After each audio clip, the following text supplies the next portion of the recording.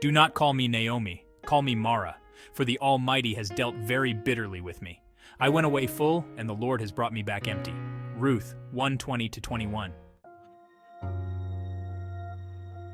When Naomi returned to Bethlehem, leaving the graves of her husband and sons behind in Moab, we can only imagine the pain and grief she experienced as she came back to familiar places and faces. What thoughts and memories would have emerged? Oh, that's Mrs. So-and-so, and those must be her sons. Look how they've grown. This is where I used to bring the boys. This is where Elimelech and I used to walk. As bitterness over her situation set in, Naomi, whose name means pleasant, decided that a more suitable name for herself was Mara, which means bitter. She didn't attempt to sweep life's challenges aside and convince everyone that everything was fine. To do so would have been less than honest, a betrayal of the theology underpinning her faith amid what the hymn writer William Cowper called a frowning providence.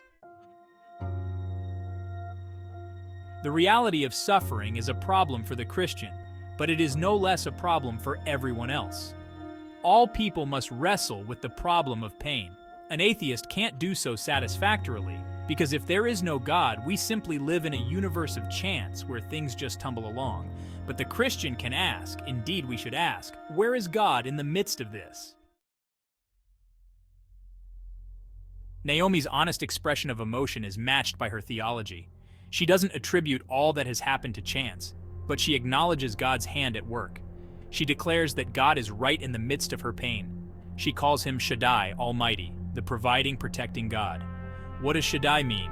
It's the characteristic of God that means he's at his best when we are at our worst.